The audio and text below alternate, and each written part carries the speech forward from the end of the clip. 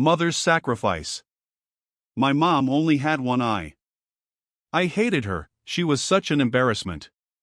My mom ran a small shop at a flea market. She collected little weeds and such to sell, anything for the money we needed. She was such an embarrassment. There was this one day during elementary school. I remember that it was field day, and my mom came. I was so embarrassed. How could she do this to me? I threw her a hateful look and ran out. The next day at school. Your mom only has one eye, and they taunted me. I wished that my mom would just disappear from this world, so I said to my mom, "Mom, why don't you have the other eye? You're only going to make me a laughingstock. Why don't you just die?" My mom did not respond. I guess I felt a little bad, but at the same time, it felt good to think that I had said what I'd wanted to say all this time. Maybe it was because my mom hadn't punished me, but I didn't think that I had hurt her feelings very badly. That night, I woke up and went to the kitchen to get a glass of water. My mom was crying there, so quietly, as if she was afraid that she might wake me.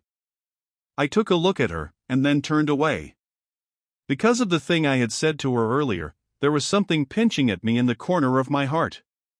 Even so, I hated my mother who was crying out of her one eye. So I told myself that I would grow up and become successful, because I hated my one-eyed mom and our desperate poverty. Then I studied really hard. I left my mother and came to Seoul and studied, and got accepted in the Seoul University with all the confidence I had. Then, I got married. I bought a house of my own. Then I had kids, too. Now I'm living happily as a successful man. I like it here because it's a place that doesn't remind me of my mom. This happiness was getting bigger and bigger when someone unexpected came to see me. What? Who's this? It was my mother. Still with her one eye. It felt as if the whole sky was falling apart on me. My little girl ran away, scared of my mom's eye. And I asked her, "Who are you?" "I don't know you," as if I tried to make that real. I screamed at her, "How dare you come to my house and scare my daughter? Get out of here now." And to this, my mother quietly answered, "Oh, I'm so sorry. I may have gotten the wrong address," and she disappeared. Thank goodness, she doesn't recognize me. I was quite relieved. I told myself that I wasn't going to care or think about this for the rest of my life. Then a wave of relief came upon me. One day, a letter regarding a school reunion came to my house. I lied to my wife saying that I was going on a business trip. After the reunion, I went down to the old shack that I used to call a house. Just out of curiosity there, I found my mother fallen on the cold ground. But I did not shed a single tear.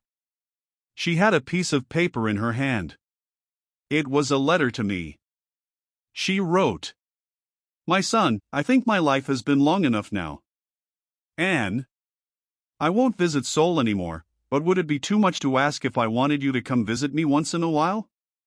I miss you so much. And I was so glad when I heard you were coming for the reunion. But I decided not to go to the school. For you. I'm sorry that I only have one eye, and I was an embarrassment for you. You see, when you were very little, you got into an accident and lost your eye. As a mother, I couldn't stand watching you having to grow up with only one eye, so I gave you mine. I was so proud of my son that was seeing a whole new world for me, in my place, with that eye. I was never upset at you for anything you did. The couple times that you were angry with me, I thought to myself, it's because he loves me. I miss the times when you were still young around me. I miss you so much. I love you. You mean the world to me."